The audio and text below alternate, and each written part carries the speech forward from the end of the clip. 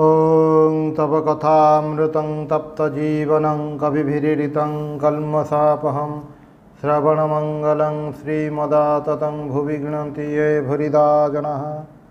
श्री श्री रामकृष्ण कथामृत प्रसंग चतुर्थ खंड पृष्ठा 87 परलोक प्रसंगे प्राणकृष्ण परलोक किपरि प्रश्नर उत्तर रे परलोकर विशद व्याख्यान करी ठाकुर ताहार तात्विक स्वरूप विषय कहते मनुष्य जे शुद्ध आत्मा यही बोध न हेबा पर्यंत ताकू बारंबार देहधारण करी आसिबाकू हुए कारण कर्मर पुटुली ताकू सर्वदा देहधारण करने को बाध्य करे। मु कर्ता यही अभिमान चलीगले आउ आसिबाकू हुए नहीं। शास्त्र रे अछि जीए जेपरी कर्म बा साधना करे ताहार सेहीपरि देहधारण हुए। यथा कर्मं तथा श्रुतम यही परंपरा चली आसिले भी मनुष्यर संशय जाय नहीं कारण मृत्यु परे कौन हुए ताहा एही जन्म रे केबे अनुभव हुए नहीं। उपनिषद रे नचिकेता मध्य यही प्रश्न करिसंती ये यं प्रेते विचिकित्सा मनुष्ये अस्तित्व के नायम अस्तिति चैके यही संशय मनुष्यंकर और देवता मानंकर मध्य थिला। देव्यैरत्रापि विचिकित्सितं पुरा न हि सुविज्ञेय मनुरेश धर्म ए संशय चिरंतन निजर स्वरूप को न जानिबा पर्यंत ए संशय रहिबो। ठाकुर उपमा देउछंती कंचा हांडी भांगीगले पुणी कुंभार हाथ में पड़ाकू हुए किंतु पड़ा हांडी भांगिले आउ कामरे लागे नहीं। सेहीपरि जेते क्षण आत्मज्ञान लाभ न हुए सेते क्षण जीव को संसार को बारंबार आसवाकू हुए किंतु ज्ञान लाभ पर आउ देहधारण करने को हुए नहीं। जेपरि सीजा धान पतिले गछ हुए नहीं। परलोक विषय ज्ञान दृष्टि विचार पर ठाकुर माठिया और सूर्यर दृष्टांत उल्लेख करी पुराणर मत कहउछंती देहटी माठिया ता भितर मन बुद्धि अहंकार रूपक जल रे चैतन्यर प्रतिबिंब पड़ुछि। सेही कारणरू मनुष्य चेतन रूप से प्रतिभात हेउछि किंतु प्रकृत चैतन्य हेउछि एक ईश्वरंकर चैतन्य। विभिन्न देह इंद्रिय रे बहुधा विभक्त होई से प्रतिबिंबित हेउछंती बोली तांकर विभिन्न रूप देखा जाउछि। भक्तर दृष्टि मध्य एही विभिन्नता रही। पार्थक्य एहिठारे जे भक्तर दृष्टि रे एगुड़िक सत्य ज्ञानीर दृष्टि रे एगुड़िक मिथ्या कल्पना मात्र। समुद्रर जल रे लाठी पड़िले दुई भाग रे विभक्त देखा जाए वास्तव रे किंतु विभक्त नुहे। सेहीपरि ईश्वर जगत यही दुईटी को माया रूपक लाठी जो पृथक रूप से देखुछु। अहं लाठी उठाई नेले जगत जीव और ब्रह्म एक। तापर ज्ञानीर लक्षण कौन यही प्रसंग रे कहउछंती ज्ञानी कहारी अनिष्ट करिपारे नाही। गीतार अछि अद्वेष्टा सर्वभूतानां मैत्र करुण एवच। ज्ञानी सर्वभूत प्रति द्वेष रहित मित्र भावापन्न और दयावान हुए। ज्ञानी माने जार सर्वभूत रे एकात्मबोध होइछि। ठाकुरे कहउछंती ज्ञानीर कौनसी विषय रे आंट न थाई बालक भली ममत्व बुद्धिहीन निर्लिप्त। लोके ऐश्वर्य पाई उन्मत्त हुअन्ति ज्ञानी ताहा तुच्छ ज्ञान करे। एही दृष्टि तांको उन्माद कहा जाए एवं सूचि असुचि भेद ज्ञान न थाई बोली तांको पिशाच कहा जाए। ज्ञानीर अवस्थार कथा कहिबाकू जाई ठाकुरे काठुरियार स्वप्न रे राजा हेबार गप कहिले। स्वप्न रे राजा हेबा जेपरि सत्य वास्तव रे काठुरिया हेबा मध्य सेहीपरि सत्य। अर्थात स्वप्न जाग्रत मध्यरे ज्ञानीर पारमार्थिक दृष्टि रे कौनसी पार्थक्य न थाए। एही दृष्टि उभय मिथ्या। तापर विज्ञानीर अवस्था प्रसंग रे ठाकुर कहउछंती जे क्षीरर कथा शुणिछि से अज्ञान जी देखिछि से ज्ञानी तथा जी क्षीर खाई बलवान होइछि जार अनुभव होइछि से विज्ञानी। ज्ञान द्वारा जार समस्त जीवनटा संपूर्ण प्रभावित नियंत्रित होइछि तांको ही विज्ञानी कहउछंती। जगतर नाना वैचित्र्य भितर मध्य से एक परम सत्ता को उपलब्धि करती ସେହି ସ୍ତରକୁ ଯିବାକୁ ହେଲେ ପ୍ରଥମେ ନେତି ନେତି ଏହା ନୁହେଁ କରିବାକୁ ହୁଏ। ଛାତକୁ ଉଠିବାକୁ ହେଲେ ପ୍ରଥମେ ସିଡ଼ିର ପାହାଚ ଗୁଡ଼ିକୁ ଛାଡ଼ି ଛାଡ଼ି ଯିବାକୁ ହୁଏ। କିନ୍ତୁ ଛାତକୁ ଉଠିଯିବା ପରେ ଦେଖାଯାଏ ଯେ ଯେଉଁ ଜିନିଷରେ ସିଡ଼ି ତିଆରି ସେହି ଜିନିଷରେ ଛାତ ମଧ୍ୟ ତିଆରି। ଐତଦାତ୍ମ୍ୟ ଇଦଂ ସର୍ବମ୍। ଜଗତରେ ଯାହା କିଛି ଦେଖୁଛୁ ସବୁକିଛି ସେ ହିଁ। ସର୍ବଂ ଖଲିଦଂ ବ୍ରହ୍ମ। ଏହି ଯେଉଁ ଜ୍ଞାନ ଏହାର ନାମ ବିଜ୍ଞାନ। ସେ ଇଚ୍ଛା କଲେ ସ୍ଥୂଳ ବା ସୂକ୍ଷ୍ମ ଉଭୟ ହୋଇପାରନ୍ତି। ଏହି ଜିନିଷଟି ସ୍ୱପ୍ନର ଦୃଷ୍ଟାନ୍ତ ଦେଇ ବୁଝାଯାଏ। ସ୍ୱପ୍ନରେ କୌଣସି ବସ୍ତୁ ନାହିଁ, କିନ୍ତୁ ନଦୀ ଗିରି ନଗର ସବୁ ହିଁ ଦେଖାଯାଏ। ନିଦ ଭାଙ୍ଗିଲେ କିଛି ରହେ ନାହିଁ। ସ୍ୱପ୍ନର ମାନେ ହେଉଛି ମନର ବିଭିନ୍ନ ବୃତ୍ତିର ପ୍ରକାଶ। ସୂକ୍ଷ୍ମ ବସ୍ତୁ ଆମମାନଙ୍କ ନିକଟରେ ସ୍ଥୂଳ ରୂପ ନିଏ। ସେହିପରି ବ୍ରହ୍ମ ବସ୍ତୁଟି ଜାଗ୍ରତ ରୂପକ ଜଗତରେ ସ୍ଥୂଳ ରୂପ ନେଇଛି। ସୁତରାଂ ତାଙ୍କ ପକ୍ଷରେ ଉସ୍ଥୂଳ ହେବା ଯେ ଅସମ୍ଭବ ତାହା ନୁହେଁ। ଆମେ ଏହାକୁ ତାଙ୍କର ଐନ୍ଦ୍ରଜାଲିକ ଶକ୍ତି କହୁ। ସେ ଏକ ହୋଇ ମଧ୍ୟ ଅନେକ ହୋଇଛନ୍ତି। ଅଘଟନ ଘଟନ ପଟିୟସୀ ମାୟା ଅସମ୍ଭବକୁ ସମ୍ଭବ କରେ। ଭଗବାନଙ୍କର ଏହି ଅଚିନ୍ତ୍ୟ ଶକ୍ତିକୁ ଆମେ ମାୟା କହୁ। ତାହାର ପ୍ରଭାବରେ ଏହି ଜଗତ ବୈଚିତ୍ର୍ୟର ସୃଷ୍ଟି ହୋଇଛି। ଏହା ହେଉଛି ବିଜ୍ଞାନୀର ଅନୁଭୂତିର କଥା। ଜ୍ଞାନୀ ଓ ବିଜ୍ଞାନୀର ପ୍ରସଙ୍ଗରେ ପ୍ରାଣକୃଷ୍ଣଙ୍କୁ ଠାକୁରେ କହିଛନ୍ତି, ବିଜ୍ଞାନୀ ସର୍ବତ୍ର ବ୍ରହ୍ମ ଦର୍ଶନ କରନ୍ତି। ସୁତରାଂ ସେ ଆଉ କ'ଣ ତ୍ୟାଗ କରିବେ? ଜ୍ଞାନ ଲାଭ ପରେ ଶ୍ରୀରାମଚନ୍ଦ୍ର ସଂସାର ତ୍ୟାଗ କରିବାକୁ ଚାହିଁବାରୁ ବଶିଷ୍ଠ କହିଲେ, ହେ ରାମ, ସଂସାର ଯଦି ଈଶ୍ୱର ଛଡ଼ା ହୁଏ ତାହେଲେ ତୁମେ ତ୍ୟାଗ କରିପାର। ରାମ ବୁଝିଲେ ସର୍ବତ୍ର ସେହି ଏକ ବ୍ରହ୍ମ ପରିବ୍ୟାପ୍ତ ହୋଇ ରହିଛନ୍ତି। ସୁତରାଂ ସଂସାର ତ୍ୟାଗ କରିବା ହେଲା ନାହିଁ।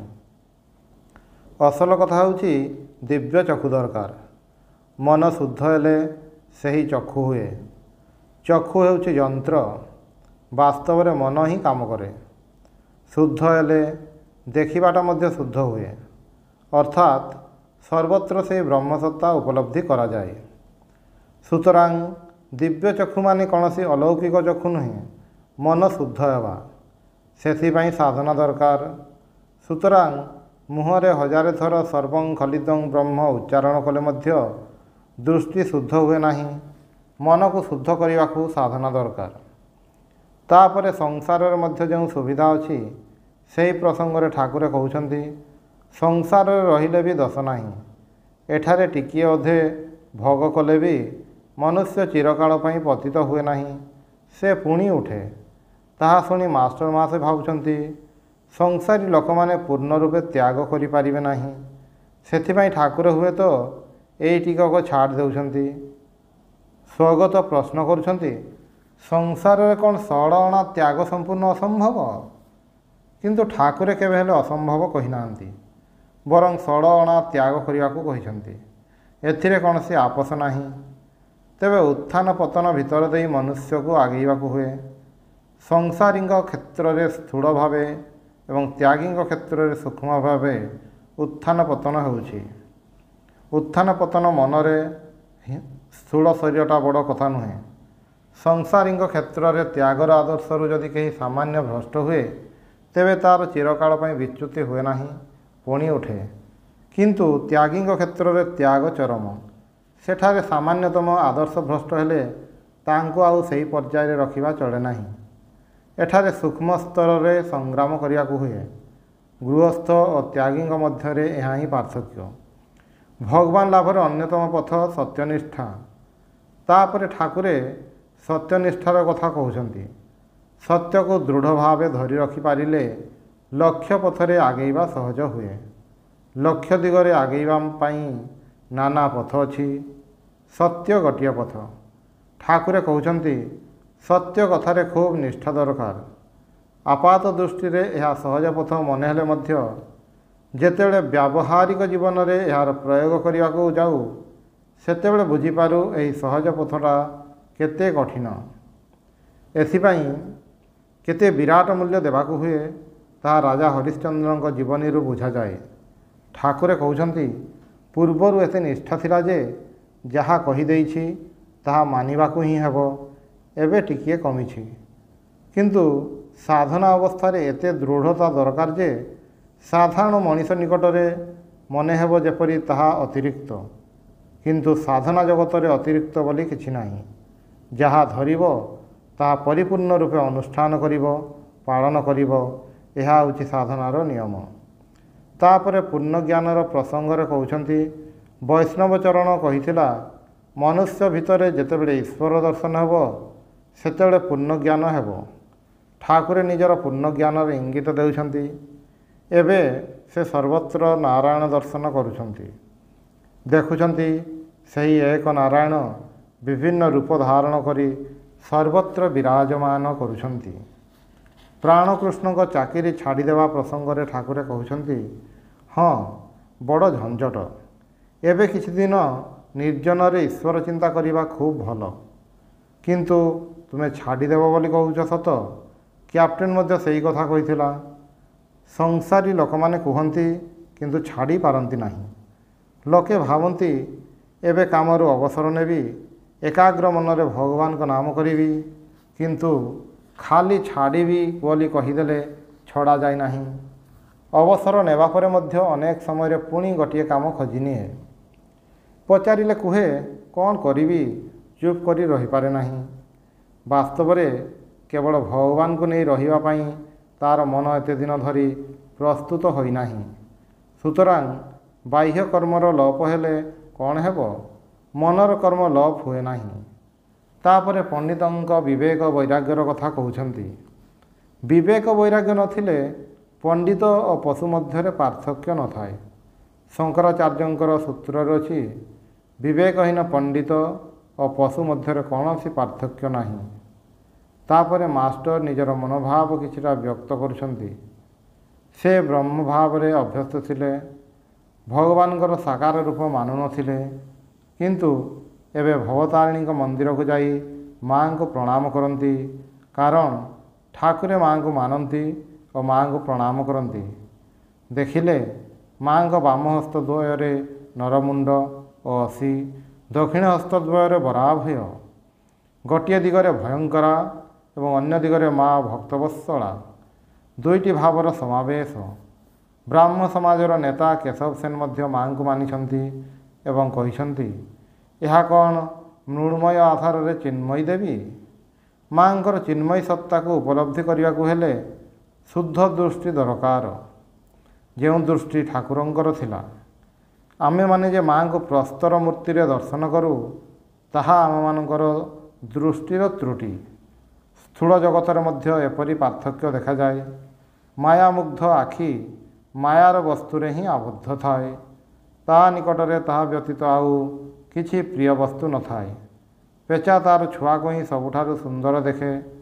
ଲକ୍ଷ୍ମୀଙ୍କ ପ୍ରଦତ୍ତ ମାଳାଟି ତା'ର ଗଳାରେ ପିନ୍ଧାଇ ଦେଇଥିଲା।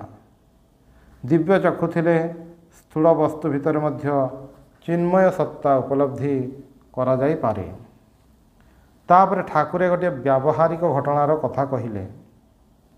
ମାଷ୍ଟର ମହାଶୟ ସ୍ନାନ ପରେ ଠାକୁରଙ୍କ ପାଖକୁ ଆସିବାରୁ ଠାକୁରେ ତାଙ୍କୁ ପ୍ରସାଦ ଦେଉଛନ୍ତି। ମାଷ୍ଟର ମହାଶୟ ପାଣି ଢାଳଟି ବାରଣ୍ଡାରେ ଛାଡ଼ି ଆସିଛନ୍ତି। ତାହା ଠାକୁରଙ୍କର ଦୃଷ୍ଟିର ଅଗୋଚର ହୋଇନାହିଁ। ସେ ସଙ୍ଗେ ସଙ୍ଗେ କହିଲେ, ଢାଳଟି ଆଣିଲନି? ମାଷ୍ଟର ମହାଶୟ ଅପ୍ରସ୍ତୁତ ହୋଇ ଶୀଘ୍ର ତାହା ଆଣିବାକୁ ଗଲେ।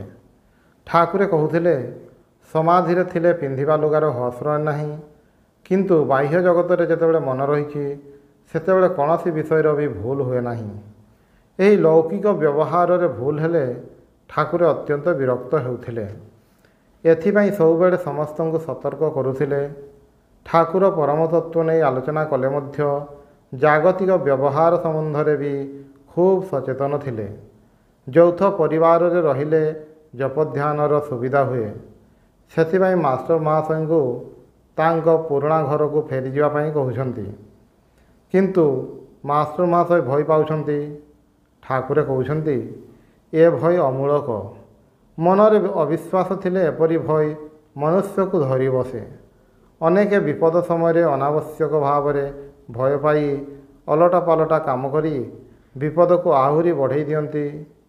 କିନ୍ତୁ ବିପଦ ସମୟରେ ଶାନ୍ତ ରହିଲେ ଅନେକ ସମୟରେ ବିପଦ ନିଜେ ହିଁ କଟିଯାଏ। ତା ମାନେ ଏହା ନୁହେଁ ଯେ ସେ ପ୍ରତିକାର କରିବା ପାଇଁ ବାରଣ କରୁଛନ୍ତି, କିନ୍ତୁ ଅଯଥା ବିପଦ ଡାକି ଆଣିବା ମଧ୍ୟ ଠିକ୍ ନୁହେଁ। ଏହି ପ୍ରସଙ୍ଗରେ ଗୋଟିଏ ଘଟଣା ମନେ ପଡ଼େ। ଥରେ ସ୍ୱାମୀ ଶାରଦାନନ୍ଦ ମହାରାଜ ନୌକାରେ ଯାଉଛନ୍ତି। ଯାଉ ଯାଉ ସେଥିରେ ବସି ତମାଖୁ ଖାଉଛନ୍ତି। ଡାକ୍ତର କାଞ୍ଜିଲାଲ ପ୍ରଭୃତି ତାଙ୍କର ସହଯାତ୍ରୀ ଥିଲେ। ହଠାତ୍ ଖୁବ୍ ଝଡ଼ ଉଠିଲା ଏବଂ ନୌକାଟି ଦହଲିବାକୁ ଲାଗିଲା। ମହାରାଜ କିନ୍ତୁ ନିଶ୍ଚିନ୍ତ ମନରେ ଅଚଞ୍ଚଳ ନିର୍ବିକାର ଚିତ୍ତରେ ତମାଖୁ ଖାଇବାରେ ବ୍ୟସ୍ତ ଥାନ୍ତି। ଡାକ୍ତର କାଞ୍ଜିଲାଲ ସେତେବେଳେ କ୍ରୋଧବଶତଃ ତାଙ୍କର ହୁକ୍କାଟିକୁ ଗଙ୍ଗାରେ ଫିଙ୍ଗିଦେଲେ। କହିଲେ, ନୌକା ବୁଡ଼ିବାକୁ ବସିଛି, ଆଉ ଆପଣ ବସି ତମାଖୁ ଖାଉଛନ୍ତି। ତାପରେ ଝଡ଼ ବନ୍ଦ ହୋଇଗଲା। ନୌକା ଆସି କୂଳରେ ଲାଗିଲା। ସେତେବେଳେ ମହାରାଜ କହିଲେ, ଆଚ୍ଛା, ମୁଁ ହୁଏତ ତମାଖୁ ଖାଉଥିଲି, ତୁମେ ବା କ'ଣ କଲ? ମୋର ତମାଖୁ ହୁକ୍କାଟିକୁ ଫିଙ୍ଗିଦେବା ଛଡ଼ା ଆଉ ତ କିଛି କଲ ନାହିଁ। ସେଥିରେ କ'ଣ ନୌକା ରକ୍ଷା ପାଇଯାଇଥାନ୍ତା? ଏପରି ଅନର୍ଥକ ଭୟ ପାଇଁ ଆମେମାନେ ଅନେକ ସମୟ ବିପଦକୁ ଆହୁରି ବଢ଼ାଇ ଦେଉ। ନବବିଧାନର ପ୍ରସଙ୍ଗ ଉଠିଲା। କେଶବ ସେନ ଯେଉଁ ନୂଆ ସମ୍ପ୍ରଦାୟ ଗଢ଼ିଛନ୍ତି, ତାହାର ନାମ ନବବିଧାନ। ଅନେକେ ନବବିଧାନର କାର୍ଯ୍ୟକଳାପ ନେଇ ସମାଲୋଚନା କରୁଛନ୍ତି। ରାମ କହୁଛନ୍ତି, କେଶବଙ୍କ ଭିତରେ ସାରବସ୍ତୁ ନାହିଁ, ନହେଲେ ତାଙ୍କର ଶିଷ୍ୟମାନଙ୍କର ଏପରି ଅବସ୍ଥା କାହିଁକି ହୋଇଥାନ୍ତା? ଠାକୁରେ କିନ୍ତୁ ଏହି କଥାରେ କୌଣସି ମତ ଦେଲେ ନାହିଁ। କହିଲେ, କିଛି ସାର ଅବଶ୍ୟ ଅଛି, ତା ନହେଲେ ଏତେ ଲୋକ କେଶବଙ୍କୁ କାହିଁକି ମାନନ୍ତି? ତେବେ ସଂସାର ତ୍ୟାଗ ନ କଲେ ଆଚାର୍ଯ୍ୟଙ୍କର କାର୍ଯ୍ୟ କରାଯାଏ ନାହିଁ। ଲୋକେ ମାନନ୍ତି ନାହିଁ। ଲୋକେ କୁହନ୍ତି, ଏ ନିଜେ ସଂସାରୀ ଲୋକ, ଏ ନିଜେ କାମିନୀ କାଞ୍ଜନ ଲୁଚେଇ ଲୁଚେଇ ଭୋଗ କରନ୍ତି, କିନ୍ତୁ ଆମମାନଙ୍କୁ କୁହନ୍ତି ଈଶ୍ୱର ସତ୍ୟ, ସଂସାର ସ୍ୱପ୍ନବତ୍ ଅନିତ୍ୟ। ସର୍ବତ୍ୟାଗୀ ନହେଲେ ତାଙ୍କ କଥା ସମସ୍ତେ ମାନନ୍ତି ନାହିଁ। ଏହି କଥାଟି ଠାକୁରେ ଅନେକ ଜାଗାରେ କହିଛନ୍ତି। ଭଗବାନଙ୍କ ପଥରେ ଚାଲିବାକୁ ହେଲେ ସମସ୍ତଙ୍କୁ ଯେ ସଂସାର ତ୍ୟାଗୀ ହେବାକୁ ପଡ଼ିବ ତାହା ନୁହେଁ। ଯେଉଁମାନେ ସଂସାରରେ ଅଛନ୍ତି ସେମାନେ ଅନ୍ତରରେ ତ୍ୟାଗ କରିବେ, କିନ୍ତୁ ଆଚାର୍ଯ୍ୟଙ୍କୁ ଅନ୍ତରରେ ଓ ବାହାରେ ଉଭୟରେ ହିଁ ତ୍ୟାଗ କରିବାକୁ ହେବ।